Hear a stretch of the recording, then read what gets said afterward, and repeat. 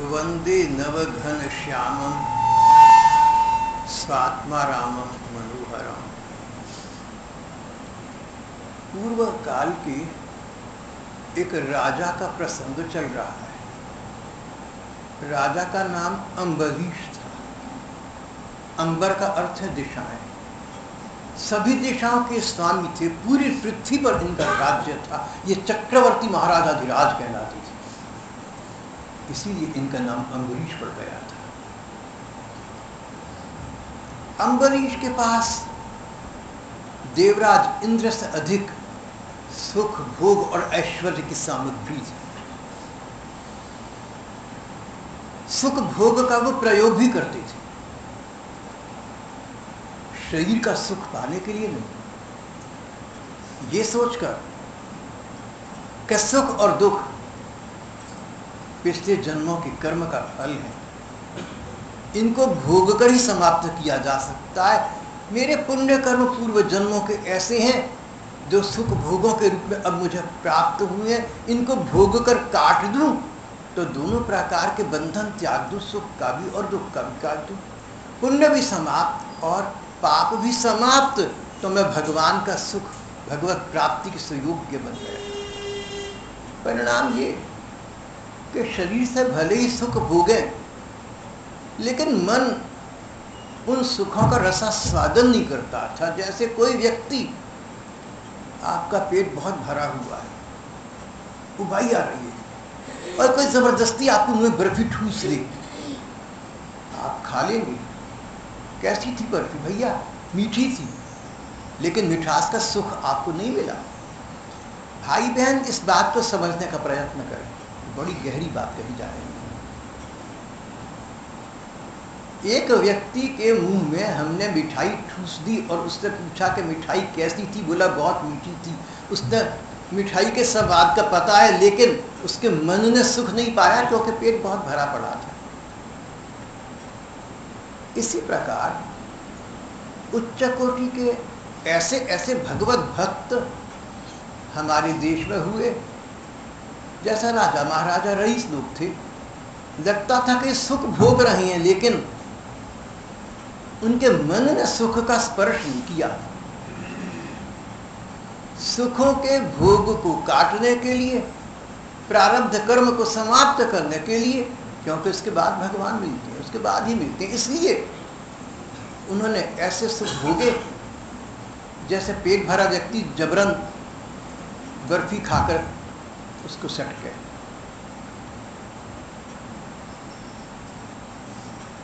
अम्बरीश अमरावती का सुख प्राप्त कर चुके थे। अमरावती स्वर्ग की राजधानी को कहते हैं। देवराज इंद्र का यहाँ निवास स्थान है। देवराज इंद्र की अमरावती के सुखों से परे का सुख प्राप्त राजा अम्बरीश, उन्होंने अपने मन को, उन्होंने अपने तन को पूरा पूरा भगवान में लगा लिया। मन है अकेले में पड़े, संसार का चिंतन न करो भैया, भगवान का चिंतन करो। हम लेटे लेटे पड़े पड़े अकेले में हजार बातें सोचते हैं। सुबह को सोकर उठे तो जो रात को बातें सोचते रहे उनका कोई लाभ नहीं हमें हुआ। लेकिन अगर हम भगवान के बारे में सोचते, भगवान कितने सुंदर हैं, भगवान कितने अच्छे हैं, भगवान कितने अपने हैं, भगवान कईयों को पहले मिले हैं, मुझे भी मिल सकते हैं, ऐसा सोचते हुए सोए, मन से भगवान का चिंतन करें, इसका लाभ अभी भी प्राप्त होगा और अंततः भगवान ही प्राप्त हो जाएंगे।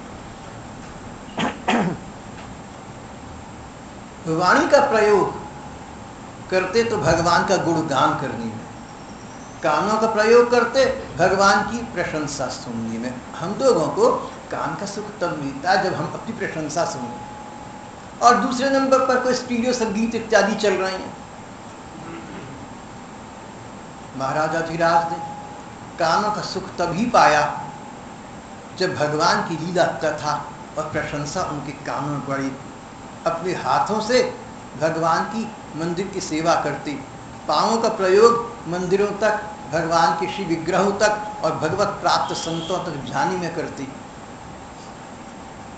इस प्रकार उन्होंने अपने एक एक अंग को भगवान के प्रति उन्मुख किया हुआ था। यहाँ तक का पाठ प्रसंग पहले एक रविवार को हो चुका है।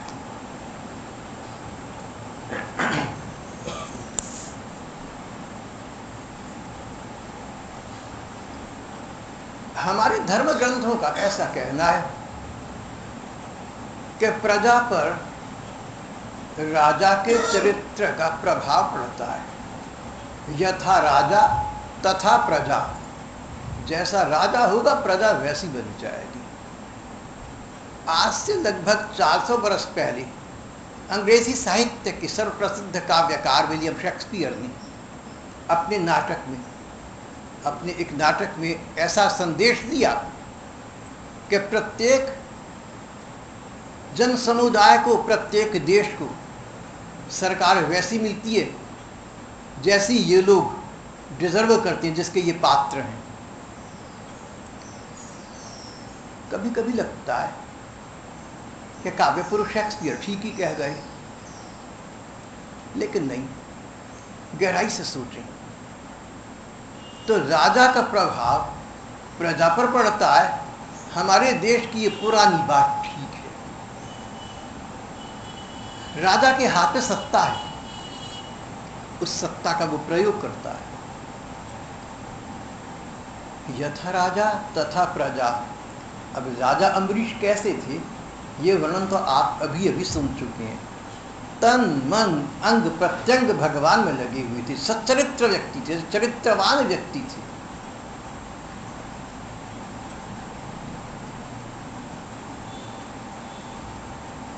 सुरा सुंदरियों की ओर कोई आकर्षण नहीं था, प्राप्त था सब कुछ। सुरा शराब, सुंदरी सर्वांग सुंदरी कन्याएं।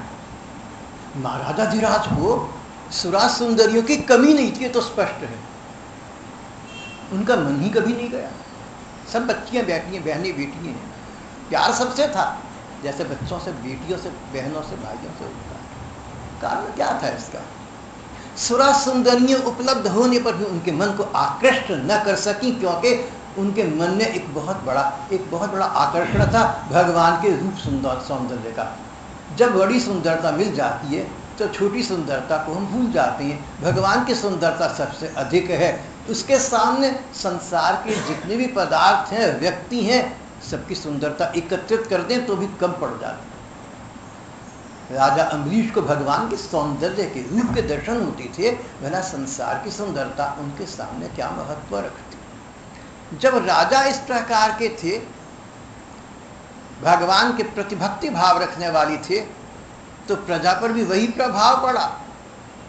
अम्बरीश की पूरी नगरी धर्म नगरी बन गई। अम्बरीश भगवान के भरोसे रहने की कला में पारंगत थे। जो भगवान के भरोसे रहता है, उसके कर्तव्यों का पालन, उसके दायित्वों का वहन भगवान स्वयं करते हैं या करा दिया करते हैं। भगवान ने देखा कि सारी पृथ्वी का एक छत्र अधिपति अम्बरीश, अरे ये तो मुझ में लगा रहता है, इसको ये चिंता नहीं कि कदाचित कोई शत्रु आक्रमण कर दे, कोई प्राकृतिक प्रकोप हो जाए। तो इसकी चिंता श्री भगवान ने कहा मुझे करनी चाहिए। भगवान ने अपने शक्ति के केंद्र, अपने सुदर्शन चक्र को महाराजाधिराज के दरबार में अदृश्य रूप में खड़ा कर दिया। जहां महाराजाधिराज सिंहासन पर बैठते, वहां राज्य चिन्हों के अतिरिक्त भगवान का सुदर्शन चक्र अदृश्य रूप में सबको दिखता नहीं था, लेकिन वहां उपस्थित रहता था। क्या पता कब आवश्यकता पड़ जाए।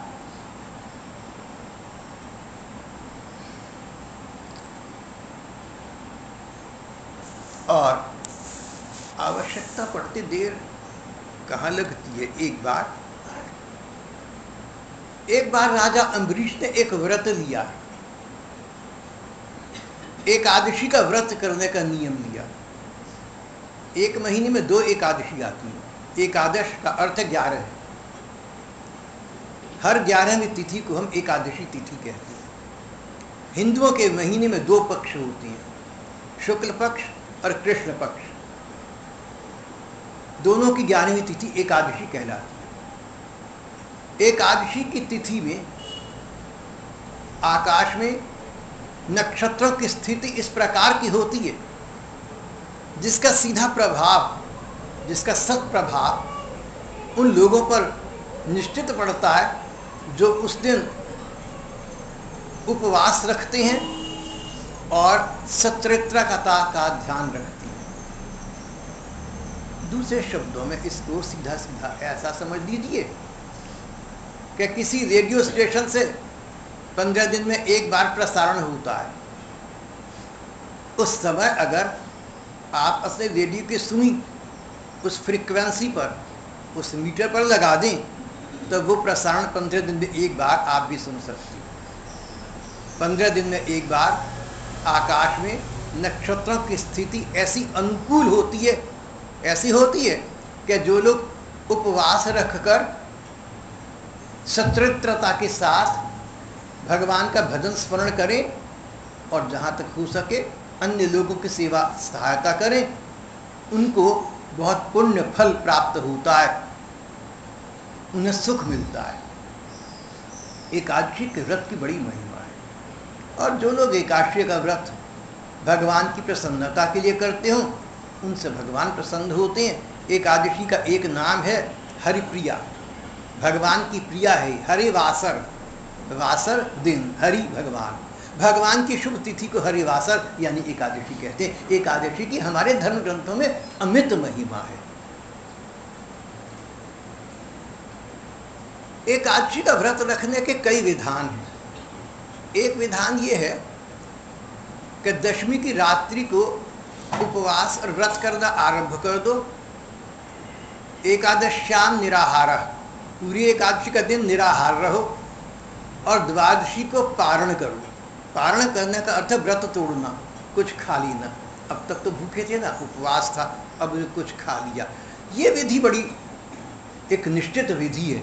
इसका विधान ये है कि द्वादशी की तिथि आने पर एक निश्चित समय पर पारण किया जाएगा, व्रत को तोड़ा जाएगा, यानी भगवान का प्रसाद ग्रहण किया जाएगा। जो व्यक्ति द्वादशी प्रधान एकादशी का व्रत रखता है लेकिन पारण में कोई भूल कर दे, उसको व्रत का उतना फल नहीं मिलता। राजा अम्बरीश का द्वादशी प्रधान एकादशी का व्रत करने में एकमात्र लक्ष्य था भगवान की प्रसन्नता प्राप्त करना, इसलिए इस व्रत को भंग देना ही कुंठ अफोर्ड, ये वो सहन ही नहीं कर सकते थे कि इस व्रत को तोड़ दें। क्योंकि ये व्रत इसलिए नहीं था कि पुण्य मिलेगा, सुख मिलेंगे, संतान मिलेगी, पैसा मिलेगा, राज्य चलेगा इत्यादि। किसी भी प्रकार की लौकिक कामना का इसमें निर्दय अभाव था। इसका तो एकमात्र विशुद्ध लक्ष्य था भगवान मुझ पर प्रसन्न हो, और भगवान प्रसन्न हो तो सारे ब्रह्मांड के सुख मिल जाते हैं। संसार तो उसके सामने बात ही क्या है। द्वादशी प्रधान एकादशी का व्रत राजा ने नियम लिया, बड़े सतर्क रहते थे। A man of truth must also be a man of care. Mahatma Gandhi तो आत्मकथा में कहा सत्यसंध व्यक्ति को सतर्क रहना चाहिए, बड़ा आवश्यक है। राजा सत्यसंध थे, राजा सतर्क रहते थे। और एक बार जब एकादशी का पूरा व्रत विधिपूर्वक निभाने के बाद द्वादशी के दिन पारण करने का समय आ रहा था तो देखा दुर्वासा ऋषि अपने अनेक शिष्यों के साथ अतिथि के रूप में आ गए हैं। राजा ने कहा भगवान अतिथि देवो भव, आप पहले प्रसाद पाइए। बोले अभी गया और अभी आया, स्नान करके आता। राजा प्रतीक्षा करते रहे, दुर्वासा वापस न आई, बड़ा कठिन। ब्राह्मण से पूछा, कुल गुरुओं से पूछा, अब क्या करूं।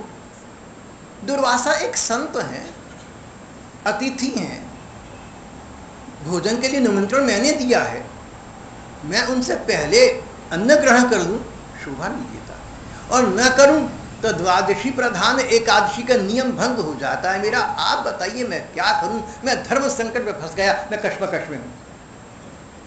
शिष्यस्तेहम शाधिमाम त्वाम प्रपन्नम, गुरुजनों में आपकी शरण में आ गया हूं, आप मेरा दिशा दर्शन करिए और इस समस्या का समाधान।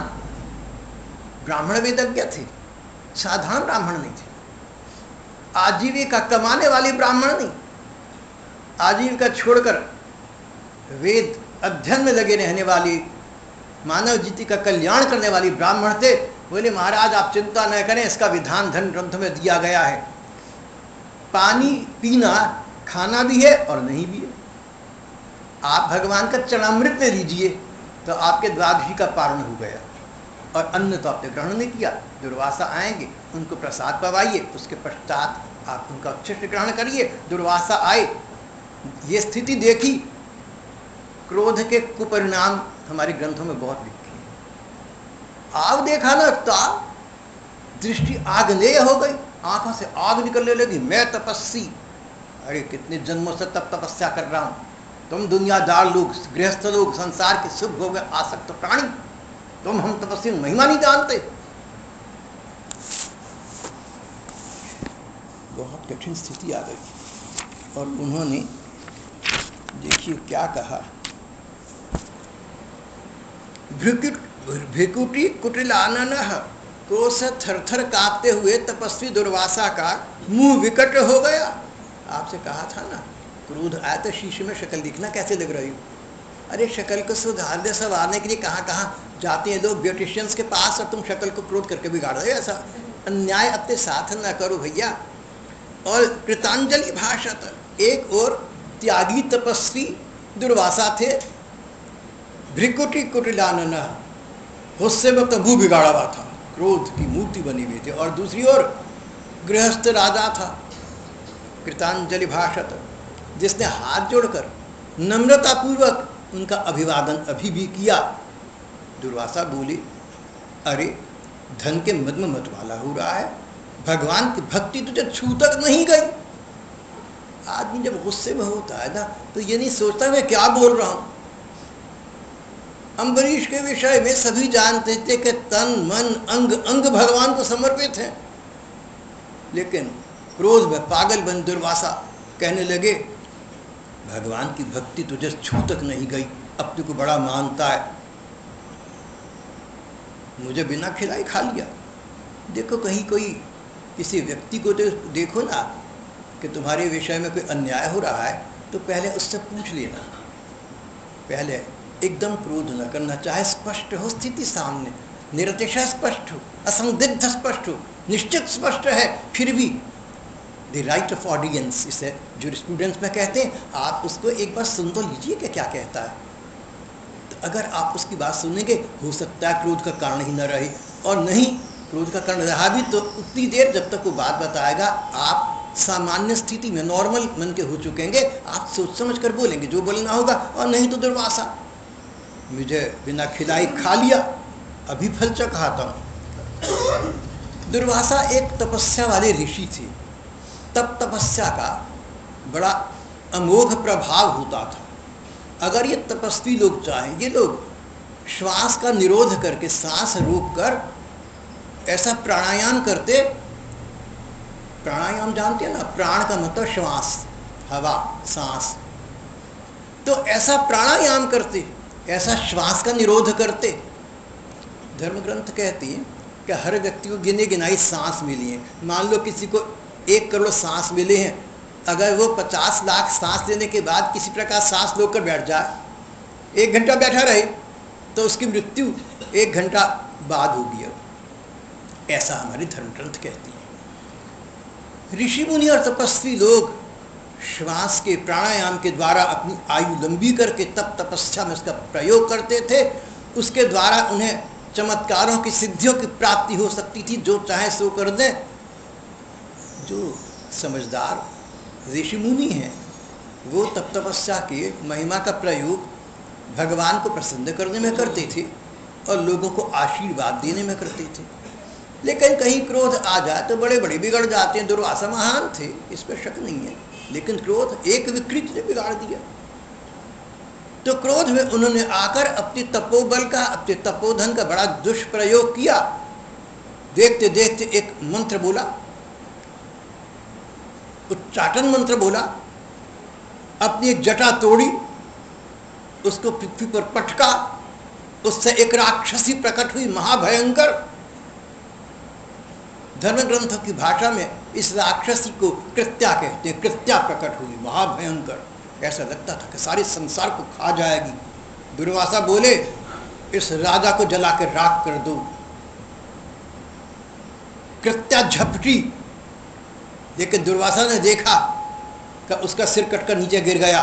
सुदर्शन चक्र सामने आ गया था। भगवान के भक्तों को कोई अहित नहीं कर सकता।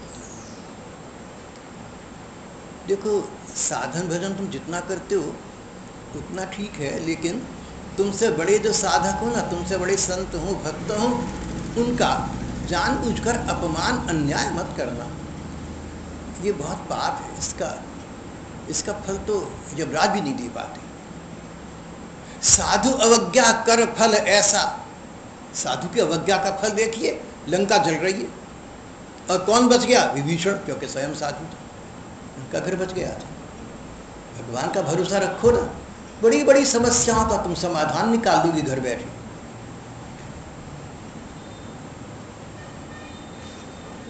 दुर्वासा चकित होकर देख रहे थे कि सुदर्शन चक्र ने, उससे आग की लपटें निकल रही थी, चक्र जाज्वल्यमान हो रहा था। सुदर्शन चक्र कृत्या का तो उसने वध कर ही दिया था, और अब वो जलता हुआ जाज्वल्यमान चक्र दुर्वासा के पीछे भागा उनको समाप्त करने के लिए। मुट्ठी भींच के दुर्वासा भागे। कहाँ जाएं? कहीं शरण न मिले। शिव जी के पास गए, ब्रह्मा जी के पास गए, सबने एक ही बात कही, भैया तुम तो भगवान का अपराध कर चुके हो, तुम भगवान के भक्त का अपराध कर चुके हो, वहां हमारा शासन नहीं चलता। शिव जी ने कहा, दुर्वासा जी, आप भगवान के पास जाकर उनसे क्षमा मांगिए, उनसे अपनी विपत्ति का उपाय पूछिए।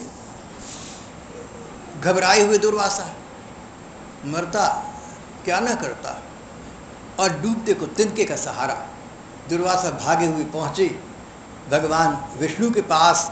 त्राहि माम रक्ष माम पाहि माम, बचाइए, क्षमा करिए, माफ कीजिए, कुछ रक्षा कीजिए।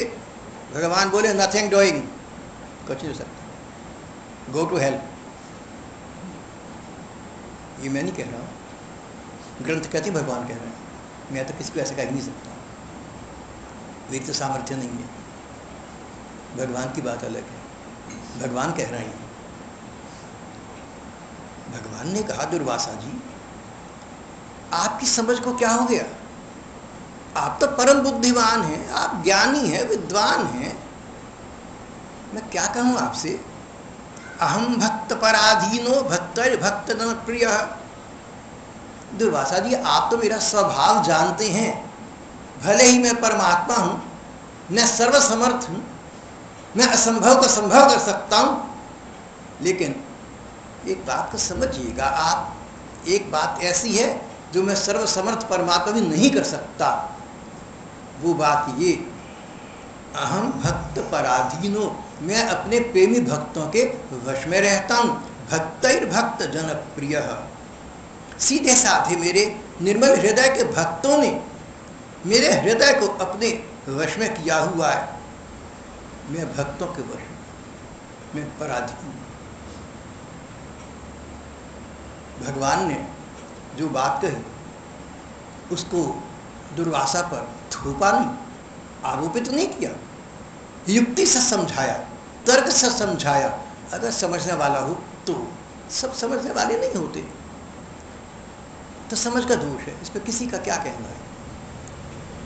भगवान ने बड़ी युक्ति युक्त बात कही, भगवान ने रीजन से काम लिया। भगवान ने रीजन किया, दुर्वासा जी आप एक बात देखिए, भक्त किसे कहता हूं मैं?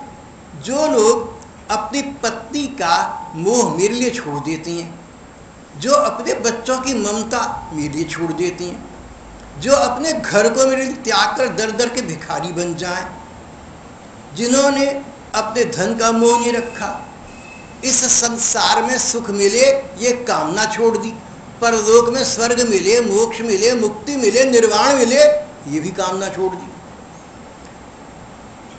जिन्होंने अपना सब कुछ छोड़ दिया केवल और केवल मेरी शरण में आ गए, अपने उन भक्तों को, उन प्रेमी भक्तों को छोड़ने का मैं विचार भी कैसे कर सकता हूँ सुधा?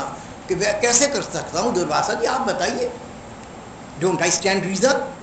आपको मेरी बात ठीक नहीं लगी?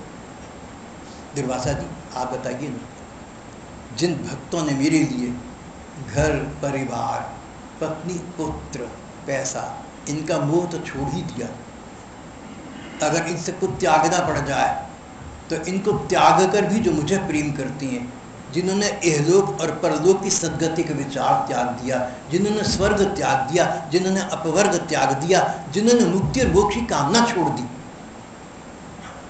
मेरे लिए जिन्होंने ये सब कुछ छोड़ दिया, मैं उनको कैसे छोड़ सकता हूँ? आप बताइए। आपको मेरी बात ठीक लग रही हो? लग रही होगी।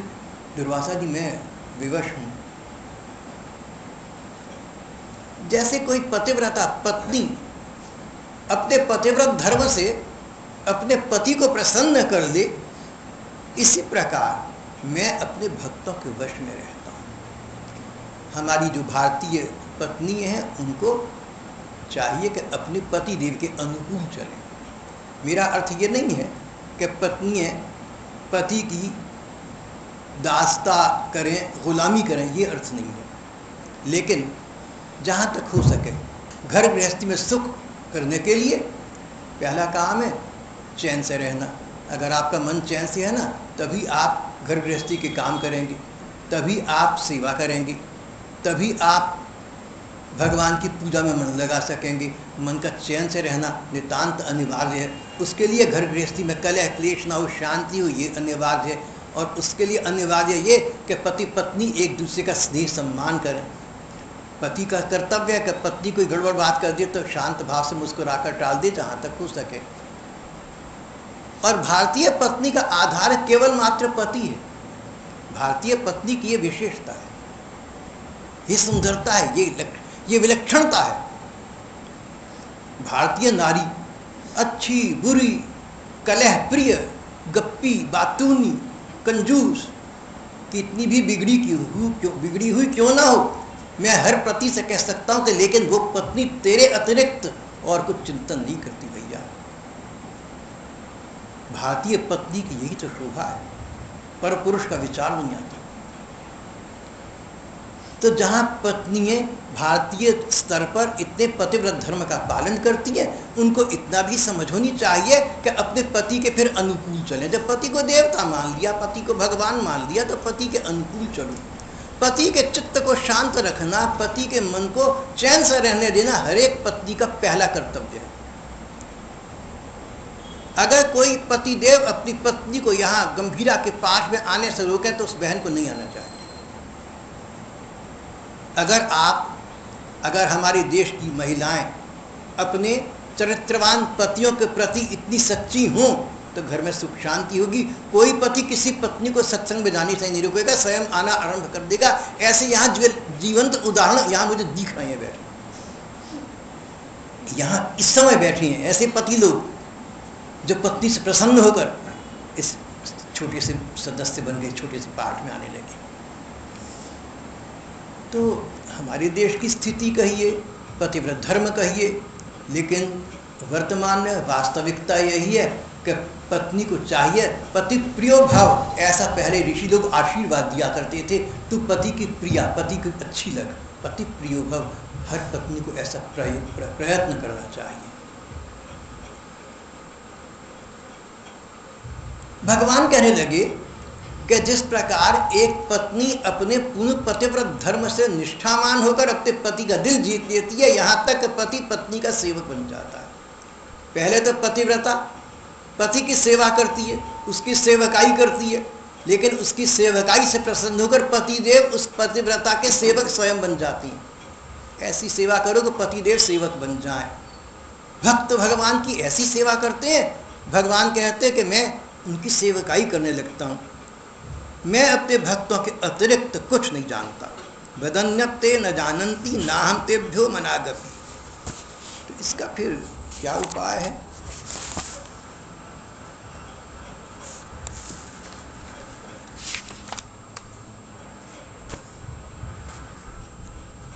इसका तो दुर्वासा जी एक ही उपाय है, मैं आपको बता देता हूँ। उपायम कथयिष्यामि तव विप्र शृण्वत। एक ही उपाय है। अगर आप मुझ भगवान के प्रति निष्ठा आस्था रखते हैं, अगर आप मुझे प्रसन्न करना चाहते हैं, अगर आप सुदर्शन चक्र के द्वारा की जाने वाली मृत्यु से बचना चाहते हैं, तो all shopping under the same roof, सबका एक ही हल है, सबका एक ही उपाय है। उपाय ये कि जिस भक्त का आपने अपराध अपमान किया, आप उसके पास जाइए। ये बड़ी भगवान ने, it is very much logical and psychological, ये भगवान ने बड़ी एक क्या कहना जाती है सवा सो आने की बात की है, बड़ी बारीकी की बात की है, बड़ी सूक्ष्म बात की है। देखिए, आपने मेरे सामने मेरे किसी प्रियजन का अपमान किया, बात आगे बढ़ी, आपने हाथ जोड़ दिए, भाई साहब मैं क्षमा चाहता हूँ, मैं तो चरणों में हूँ आपके। ये क्षमा तो आपने मांगी ही नहीं, ये तो आपने अपना अभिमान दिखाया, क्योंकि मेरा तो आपने अपमान किया नहीं। जिसका अपमान किया आप उससे क्षमा तो नहीं मांगते। आपने अपने अहंकार की रक्षा की है। ऐसा मेरे साथ रोज होता है, मुझे बहुत लोग मिलते हैं, आपको पता है, बहुत ऐसे उदाहरण देखता हूं।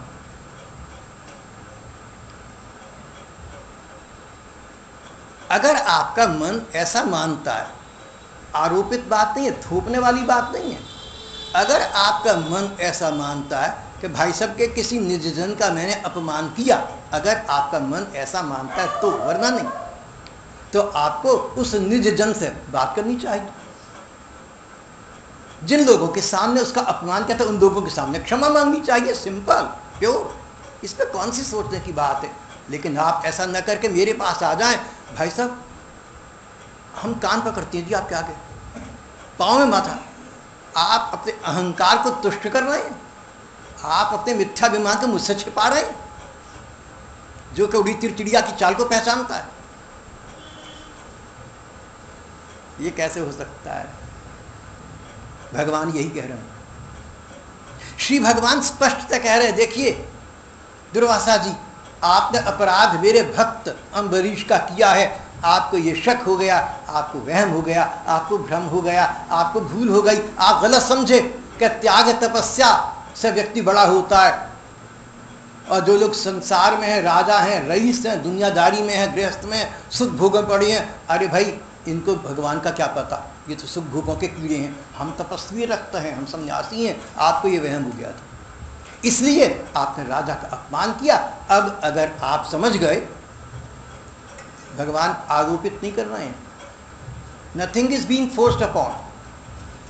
अगर आपका मन मानता हो, अगर आपका मन समझ गया हो कि आपने सचमुच अम्बरीश का अपमान किया, आपने अन्याय किया, आपने अनुचित किया, तो इसका उपाय तो निरतिशय स्पष्ट है, मेरे से क्षमा मांगने के बजाय आप राजा के जाकर चरण पकड़ लीजिए, आपका उसका सीधा मामला है। अभी अभी आपसे कहा था कि दुर्वासा क्रोध में भर गए, तब का अभिमान उन्हें हो गया था, लेकिन थे तो भक्त, थे तो ज्ञानी, थे तो उच्च कोटि के, साधारण तो नहीं थे। बड़े से बड़े महापुरुष में कभी कोई कमी अचानक आ जाती है, उसको इग्नोर कर देना, दरगुजर कर देना, बाकी गुण तो उसमें है ना। तो दुर्वासा को भगवान की बात समझ आ गई, थैंक गॉड, शुक्र है भगवान का, वरना मैंने देखा कि जिन लोगों को जो गड़बड़ करते हैं ना, लाख समझाओ समझ नहीं बात, आके जीत नहीं जी नहीं। ब्रह्मापि तम नरं न रंजयति, जो व्यक्ति अपने दुराग्रह पर स्थिर हो गया उसको ब्रह्मा जी नहीं समझा सकते, आप तब चीज क्या है। इसलिए अगर आपके जीवन में कोई दुराग्रही व्यक्ति हो, हट करके बैठ गया हो, तो उसको समझाने का प्रयत्न मत करना, आपका समय नष्ट होगा, वो समझ नहीं पाएगा। समय प्रतीक्षा करिए, भगवान से उसको कल्याण की प्रार्थना कीजिए, समय आने पर सब उचित हो जाएगा, लेकिन प्रतीक्षा करनी होगी, धैर्य से काम देना होगा, आक्रोश आवेश में ना आ जाना। दुर्वासा सब समझ गए थे, उनका मन मान गया था। सीधे राजा अम्बरीश के पास पहुंचे, बोले राजन, मैंने आपका अपराध किया, मैं अपराधी हूं, मुझे अपनी तप तपस्या का अभिमान हो गया था, भूलवश क्रोध कर बैठा, और ये भी देख रहा हूं कि मेरे वापस आने तक आप मेरी ये मंगल कामना कर रहे हैं। क्यों ना हो, आप जैसे भक्तों के लिए क्या बात बड़ी है। जिन्होंने भगवान के चरणों को प्रेम करना सीख लिया, उन भक्तों के लिए कौन सा कार्य कठिन है।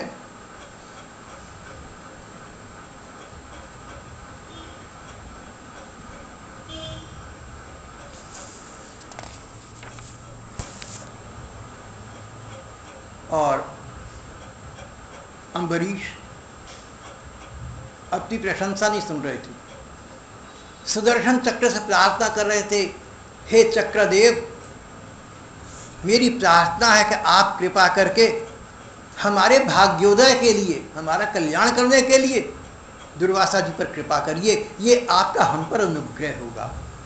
दूसरे शब्दों में, स्पष्ट भाषा में कहें तो मेरे इस रक्त पिपासु शत्रु को अगर आप मुक्त करके सुख दे दें, मेरा खून पीने के इच्छुक मेरे शत्रु को, जो मुझे मारना चाहता है, शत्रु हुआ ना, रक्त पिपासु हुआ, इसको आप न केवल क्षमा कर दें, प्रत्युत सुख, चैन और प्रसन्नता प्रदान करें। देखो, शत्रु के लिए ये प्रार्थना कितने लोग कर सकते हैं? भगवान के भक्त ही कर सकते हैं। अम्बरीश ये प्रार्थना कर रहे थे, अगर आप दुर्वासा जी पर कृपा कर दें तो ये कृपा, हे चक्रदेव, आपने दुर्वासा ऋषि पर नहीं की, मुझ पर की है, क्योंकि दुर्वासा कष्ट मुक्त होंगे तो मेरे मन को चैन होगा। किसी को कष्ट में पड़े देखकर मेरे मन को कष्ट होता है। दुर्वासा जी कष्ट में है, कष्ट मुझे हो रहा है, मेरे कारण कष्ट में है, अगर आप इनको कष्ट मुक्त कर दें तो मेरे मन को चैन मिल जाएगा। मेरे पर कृपा करने के लिए आप दुर्वासा जी पर ये कृपा कर दें। एक बात ध्यान देने की है, सुदर्शन चक्र भगवान की सर्व सामर्थ्य शक्ति का रूप है। तो जैसे कोई कहे ना आपसे कि एक ने एक को गोली मारी, जिसको गोली मारी वो भागता फिरा, वापस आया, तो आप कहेंगे फिर गोली अगर लगी नहीं तो मरने वाला भी नहीं है, और अगर लग चुकी तो भाग नहीं सकता। भगवान के सुदर्शन का चक्र तो आज के आयुधों से बहुत अधिक शक्तिशाली है। ये कैसे हो गया? ये कैसे हुआ कि सुदर्शन चक्र पीछे लगा हुआ है, दुर्वासा तीनों लोकों में भाग रहे हैं, वो इनका गला नहीं काट सक रहा, जान कर नहीं किया। सुदर्शन चक्र भगवान का वो आयुध है जो भगवान के मन की बात को जानता समझता है। ये भी एक प्रकार का देवता है, ये भगवान का एक पार्षद है, ये भगवान का सेवक है। सुदर्शन चक्र जानता था कि भगवान दुर्वासा जी को उनके मिथ्याभिमान और क्रोध से मुक्त करना चाहते हैं, उनको मारना नहीं चाहते, परिणाम में उनका अकल्याण करना नहीं चाहते, वर्तमान में केवल शिक्षा देना चाहते हैं। इसलिए सुदर्शन चक्र ने तक धैर्य धारण किया हुआ था। अम्बरीश की प्रार्थना सुनी तो दुर्वासा ऋषि को दिखलाने के लिए कि भक्त का भक्ति का कितना प्रताप है, सुदर्शन चक्र शांत होकर अपने स्थान को वापस चला गया। तभी तो दुर्वासा कह रहे थे, महाराज, आज मैंने भक्त का स्वभाव देख लिया, मैंने आपका अपराध किया, आपको मारना चाहा, और आप मेरी मंगल कामना कर रहे हैं। कहते कहते दुर्वासा ऋषि अम्बरीश के चरणों में सबके सामने गिर पड़े। अकेले में नहीं गिरे, शब्दों का आडंबर नहीं किया, नहीं ये तो ठीक बात, गलती है मेरी, वैसे ये बात है, भूल है मेरी, बात नहीं बनाई। मन से सच्चे थे ना, पश्चाताप की ज्वाला थी सबके सामने। महातपस्वी श्री दुर्वासा जी महाराज एक राजा के चरणों में माथा टिकाकर बैठ गए। राजा को संकोच हुआ, राजा को लज्जा हुई, राजा ने अभिमान नहीं किया, देखो लोगों, इतने बड़ा तपस्वी मेरे चरणों में है, अरे मैं गृहस्थ में रहता हुआ भी रक्षण पर अहंकार नहीं किया। मैंने कई गृहस्थों को अहंकार करते देखा है, जो मुझसे कहते हैं कि भाई साहब बात ये है ना कि घर गृहस्थी में रह के भी हम अलूफ हैं। बड़ा कठिन है अलूफ रहना भैया, दुनिया भर की चिंताएं खा रही है, कैसे अलूफ रहो। लेकिन चलो, महाराजा धीराज को संकोच हुआ, उन्हें लज्जा आई कि दुर्वासा जैसे महापुरुष मेरे जैसे एक राजा के चरणों में प्रणाम कर रहे हैं। दूर हो गए, प्रणाम किया उनको, भगवान कृपा कीजिए, कृपा कीजिए। दुर्वासा बोले अच्छा बताओ क्या कृपा करूं? बोले प्रसाद ग्रहण कीजिए, जब से आप गए थे ये प्रसाद रखा हुआ है। राजा अम्बरीश ने अब तक खाना नहीं खाया था। दुर्वासा को प्रसाद ग्रहण करवाया, उनका सम्मान किया, चरणों में प्रणाम किया, उनसे आशीर्वाद लिया, उनकी आज्ञा देकर तब स्वयं भोजन किया। दुर्वासा तो अपने स्थान को चले गए। कथाकार इस कथा की एक समीक्षा करते हैं, कहते हैं एक बात देखो,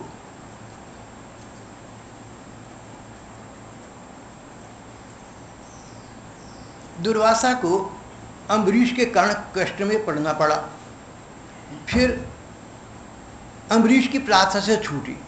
ये दो बातें अम्बरीश को लेकर हुई। कथाकार कहते हैं इन दोनों बातों को उन्होंने अपने द्वारा होने पर भी अपनी महिमा नहीं समझा, भगवान की महिमा समझा। ऑल ग्लोरी टू गॉड, जो अच्छा है सब प्रभु का है। हम सबका रवैया यही होना चाहिए, होता नहीं ना, इससे कठिनाई पड़ती है।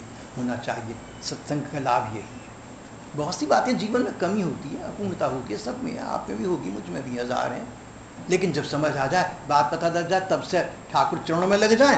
राजा अम्बरीश दोनों बातों को उन्होंने अपने द्वारा होने पर भी भगवान की ही महिमा समझा।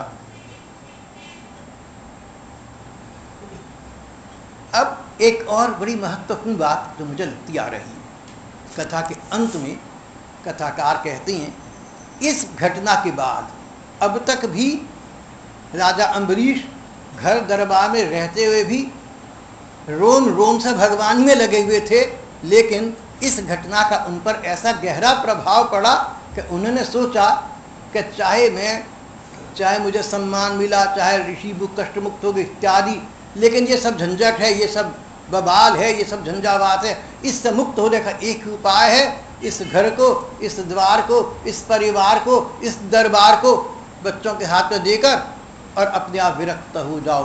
अंततः विरक्ति मार्ग ही लक्ष्य है। राजा महाराजाधिराज अम्बरीश जो घर गृहस्थी और दरबार में रहते हुए भी विरक्तों से अधिक विरक्त थे, अंततः इस घटना के बाद उन्होंने निर्णय कर लिया अब मुझे विरक्त हो जाना चाहिए। संसार में रहो तो कुछ ना कुछ झंझट बनी रहते हैं, कितने भी अच्छे बुरे क्यों ना हो। उन्होंने अपना सर्वस्व उचित व्यक्तियों को प्रति अर्पण कर दिया और स्वयं परिवार, संसार, यहाँ तक के शरीर तक के मोह से मुक्त होकर एकमात्र श्री भगवान के ध्यान ही में लग गए और इस प्रकार उन्हें उन भगवान ही की प्राप्ति हो गई। कथाकार कहती हैं राजा अम्बरीश का ये पवित्र आख्यान है। जो व्यक्ति इसका श्रवण करता है, जो इसका स्मरण करता है, जो दूसरों को श्रद्धापूर्वक ये प्रसंग सुनाता है, भगवान उससे प्रसन्न होते हैं। और भगवान के प्रसन्न होने पर ऐसा क्या है जो उस व्यक्ति को प्राप्त नहीं होता। सर्वस्व प्राप्ति के लिए अम्बरीश जैसे भक्तों का चरित्र श्रवण करना चाहिए और हो सके तो औरों को सुनाना चाहिए, जीवन में लाने का प्रयत्न करना चाहिए, तो उससे भगवान प्रसन्न हो जाते हैं। यहाँ हमारा आज का प्रसंग समाप्त।